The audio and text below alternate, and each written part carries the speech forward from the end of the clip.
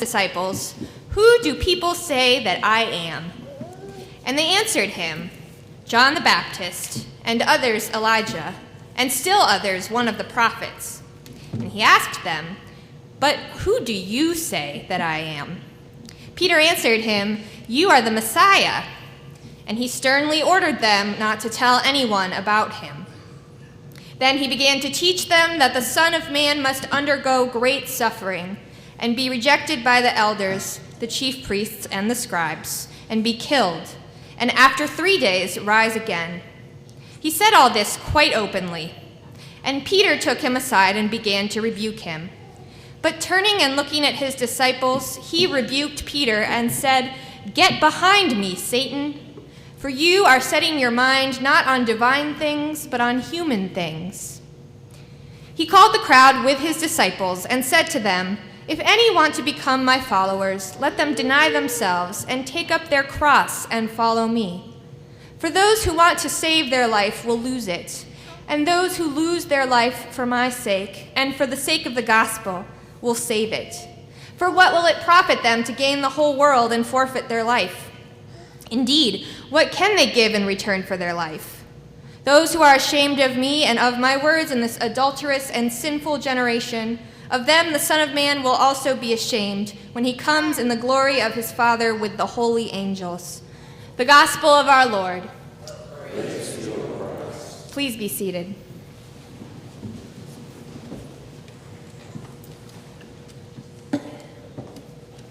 Good morning.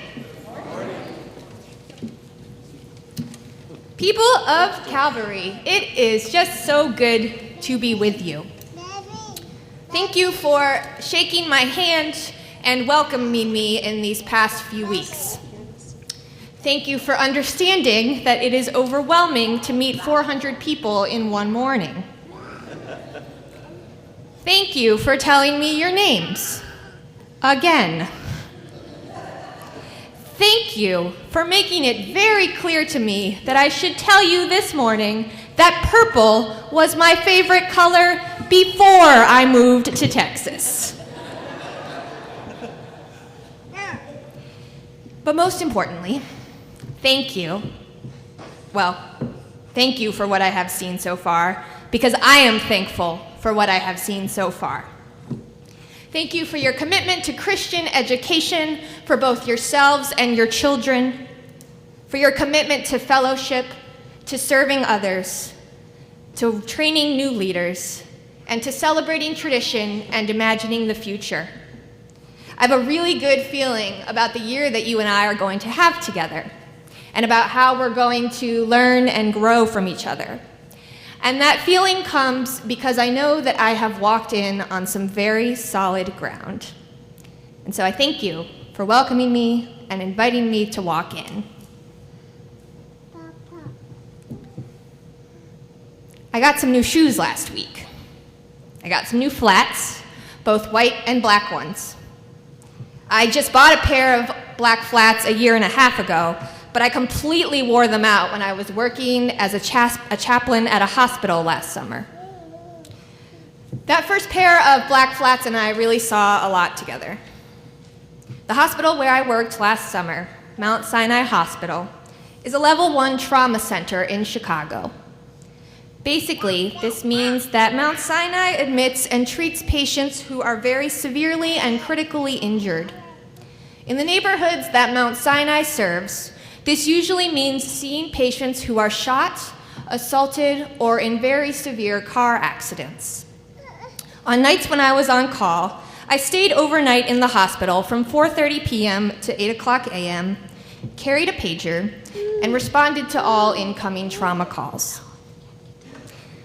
I knew going into this job that I was going to have to deal with some pretty tough stuff.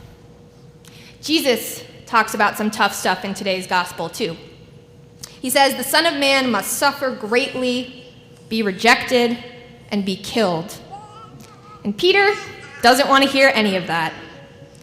Jesus also says that he will rise again after 3 days, but Peter doesn't seem to hear that. This resurrection stuff can be kind of hard to grasp, I guess. And let's be real, who am I kidding? Most days, I think my gut reaction is to be right there with Peter. I might be saying something like, Jesus, for real? You're the Messiah. You're like Superman. You're not someone who suffers. There's no way that could ever happen. Right? Last year, on one evening in early July, I was on call, and my black flats and I were in the emergency room.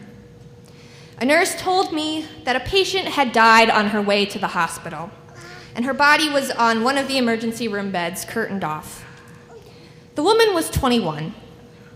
She had been sitting on the porch in her home in a West Chicago neighborhood with a friend when a car drove by and someone shot out the window multiple times. And it was later determined that she was not the intended target of the shooting. Now, I'm a peacemaker. I try to go in and fix things and make things better. And I tell my friends or myself, why are you saying or thinking these sad things? Look on the bright side. Focus on the positive. So I struggle with what Jesus means when he says, if any want to become my follower, let them deny themselves and take up their cross and follow me. Isn't there enough suffering in the world already, Jesus? I'm really not wild about this idea. And plus, I need to get good grades so I can get into a good college.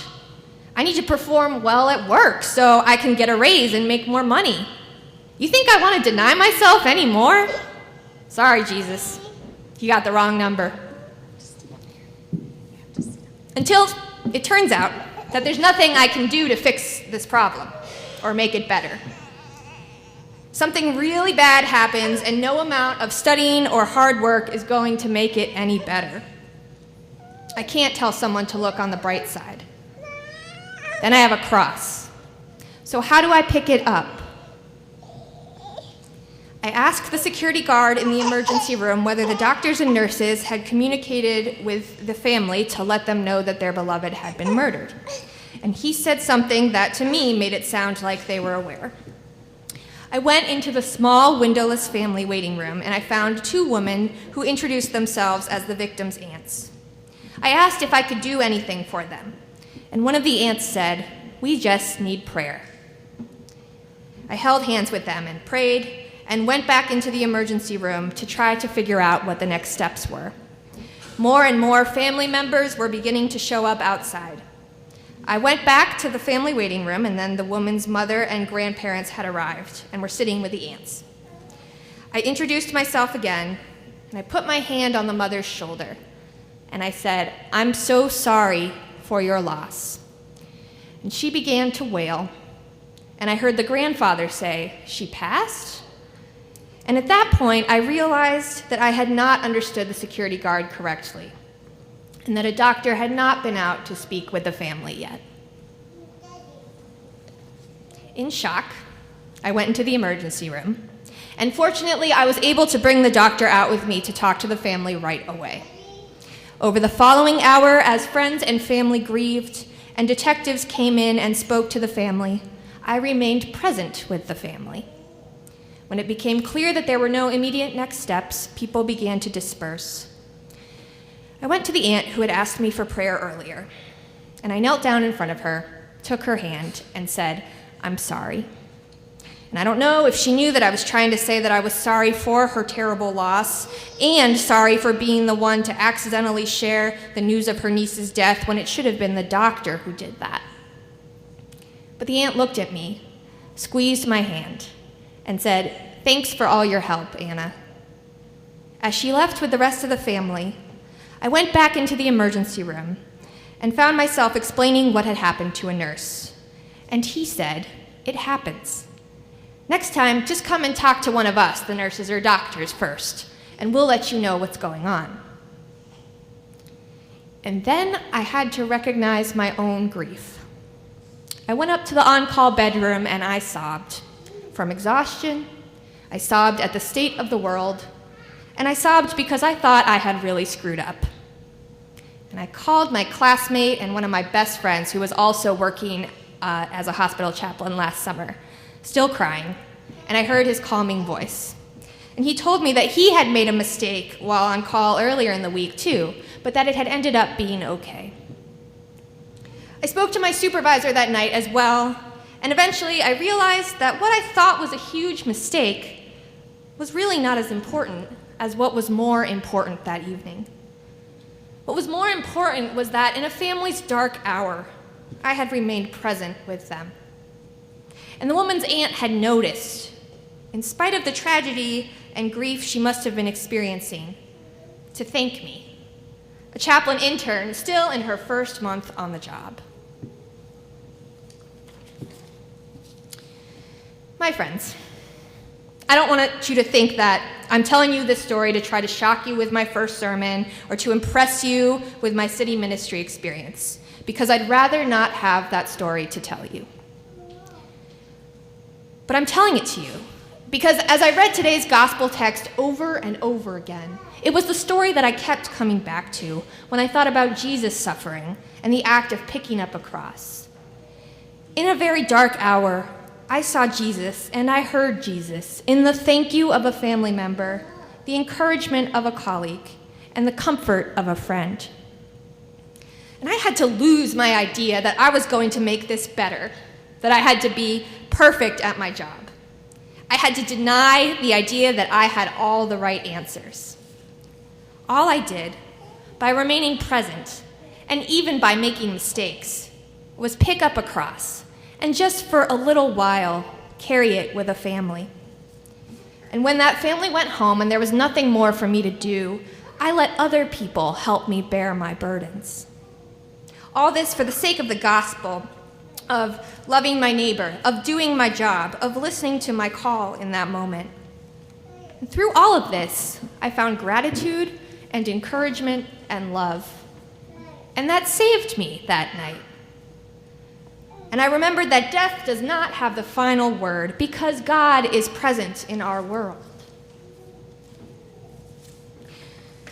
So it turns out, it doesn't matter where you're walking or what shoes you're wearing.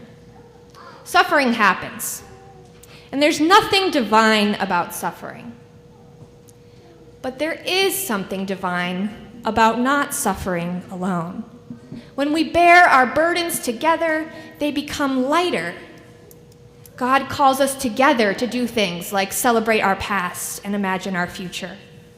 And always we can remember, in spite of our sufferings and the sufferings of the world, because of the presence of Christ and the divine things that shine in each and every one of us, we do have a life in which we can rejoice. Our sacraments, our means of grace, they point us to that life. As we celebrate the sacrament of holy baptism this morning for Brantley Matthew Pacheco, we give thanks that these baptismal waters claim each and every one of us as a beloved child of God, washed of our sin and raised to a new life in Christ. And when Brantley hears his call to let his light shine, let's all hear that call too. And it's at this table that we're inspired by this sacrament that we Christians celebrate. This bread and wine that we share before we continue on the way to the villages of Fort Worth is Christ's broken body and outpoured blood.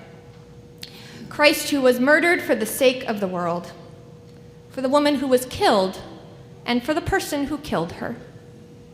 For me and for you. When I come to this table, it doesn't matter what work I've done or haven't done, or what mistakes I've made. I am reminded that God still loves me enough to give God's self up for me. The past, present, and future connect, and I meet Jesus here. I give thanks for what I have, and I am strengthened for my journey. I am reminded that Christ bears all our burdens, and through his death, we all have a new life. With this bread and wine, we become Christ's body, together. All praise and thanks to the God who walks with us, who loves us beyond our wildest imaginations, and who raises us with Christ to new life, where suffering will never have the final word. Thanks be to God.